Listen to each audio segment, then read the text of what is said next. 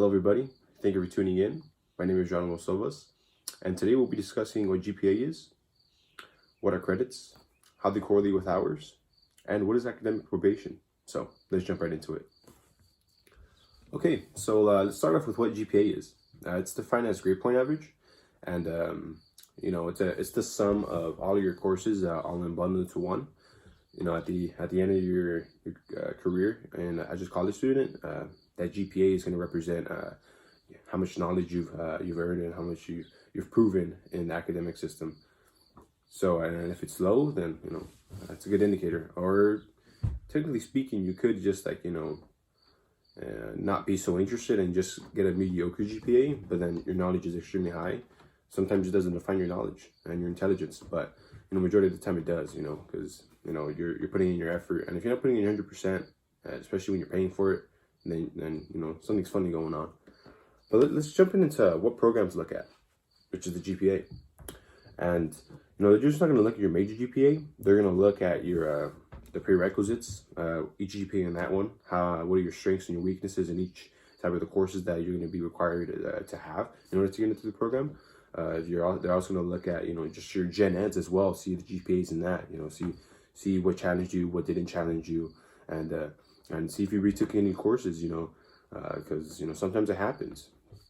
But yeah, you're taking a good amount of time just to get that number, and if you're you're just not putting in your 100% and not putting in your put effort, then it's going to show a definition of your intelligence. So try your best to get that high GPA, and then go to school, pay for it, and make it worth it. But yeah, let's move on to the next. So let's discuss what credits are. Of course, we're in through taking a college course, and the amount of credits you do earn depends on which class or laboratory you take. So let's say a lecture, abnormal psychology, for example, is 5 credits. Or then again, it depends on the institution, but for CW, it's a 5-credit course. There's also laboratories that are single credit. So that's only single credit, and then the lecture that corresponds with that laboratory is 4 credits. So it sums up to 5. Then there's also examples of physical education classes, which are only 2 credits.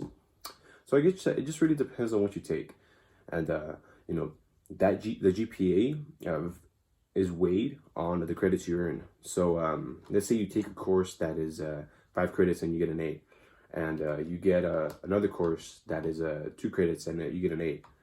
The one with 5 credits is going to weigh more compared to the one with 2 credits because you put more effort into the 5-credit class. So that's just a little gist of how that works. But majority of the time, earning credits through college courses just take a lot of effort, and you just got to put your 100% in, and not give out, because the more you work, the more you earn. So how do credits correlate with hours? I'm confused about this as well. I tried to do a good amount of research on this, and it was pretty tough. It still left me a little bit confused. But I'm gonna see look at a textbook definition and see if this makes sense to you. So according to the U.S. Department of Education, DOE, most universities in the U.S. award credit by the semester hour, and within those institutions, most courses are worth 3 credits. So in creating a credit hour definition, the DOE describes a single semester credit hour as being 1 hour per week of class time and 2 hours of student preparation time. For your 1 hour in class and then 2 hours of just studying for that hour that you had. And then occasionally some courses are worth more or fewer credits. For example, a once-a-week lab accompanying a science course may be worth 1 credit. And then now that we just looked at semester hours, in order to convert this to quarter hours, it's just simply 2/3 of the semester hour. And if we dive deeper into the credit hour subject, we can look into the general CW requirements for class rankings.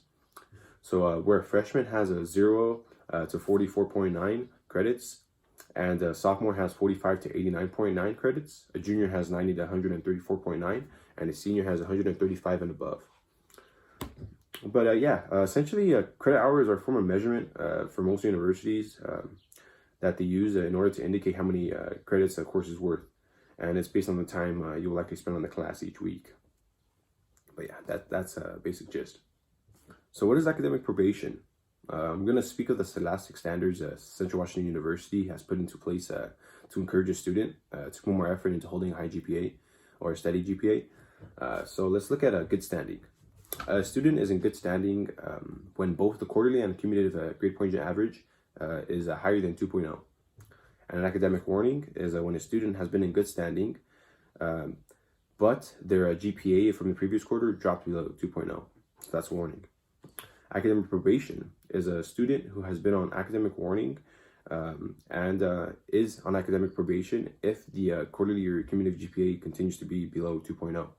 Then academic suspension is where they could put you out of the university for a while, is when a student is on academic probation and is placed on academic suspension when the GPA of the previous quarter is below 2.0 and it continues to be after a couple of quarters. So, if you're consistently having a low GPA, then they're going to tell you to take a break, reevaluate, and then come back because, you're not performing optimally and you're essentially wasting your time, wasting your money, and, wasting your energy, so they're telling you to take a step back, think about it, and then when you're ready, come back. Okay, so I just want to thank y'all for tuning in. I appreciate you, taking your time to look at this video. Hopefully you get a little bit of knowledge from it. And if you didn't, maybe you just reiterate on the knowledge that you already had from this. And it's good to repetition and practice because as I've heard, la práctica es el maestro. And if you translate to English, practice is the teacher. So yeah, let's call it a day. And you have a good one. Thank you. Okay, now that we finished the video, I want to go on a little bit of a motivational rant just to help you out a little bit more. And, maybe you might need this, maybe you don't, but, let's talk about it. So, I was a student at CW, and I went there as a Running Start student. And the reason why I went there as a Running Start student is because I wanted to get done with the school as soon as possible. And, that does sound like a good thing sometimes, but, sometimes it isn't. Sometimes you just need to take your time and, figure out where you're at and what you're doing. I went there because, people were thinking for me. They were saying that you should do this, you should do that. Or some people were saying that you shouldn't do that. And I wanted to do the opposite. So I did it. And I feel like after that I've done that experience, I feel like I shouldn't have because, I feel like I needed more time to develop. And, if you feel like you need more time to develop, then, take the time, take a breather and, see where you're at and, go from there. Because I feel like I've rushed it. And from that, although it's a positive because I am done with school, it's a negative because I'm done with school. And, I feel like I didn't enjoy it. I was just there for the knowledge and, to head out, and don't get me wrong, I did have good times and it was fun sometimes. But, sometimes you got to take your time and then, see what you like. And I of course, I found out what I like, but at the expense of, being rushed and, I'm not taking my time and, taking a breather. But yeah, besides the fact, well, once you do figure out what you do like, then, jump on it and stick to it. Because I've noticed a majority of the time in this world, people do things for, various reasons. And sometimes that reason isn't because of their own. Sometimes you go to a job, sometimes you go to college to go learn about a job and to, go to a career just because of the money. And of course, money is very, very attractive. But once you figure out what you love and you make money from it, then you don't have to worry, because you're making the money, you're doing what you love, and you're having a successful and nice life. Let me get more into particular about my situation. I was going to school to become a doctor. And, don't get me wrong, I love helping people and I love the medical system. I love the human body. It's amazing. But I was doing it because of the money. Basically, that 3-figure income was like, oh, that's very attractive.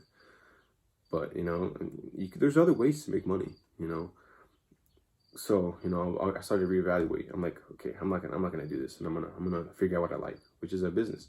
I like horses and I like cars, and I'm gonna figure out a way to make money from them, And although it's gonna be difficult because it's not conventional, it's cars and horses, those are hobbies, it's very hard to make money from that. You usually spend money on that, but you just gotta take your time and you figure out the situation you're in and then go from there. But yeah, figure out where you're at, think about your future, and Have a great time while you're doing it. All right. Now, I'll see y'all later.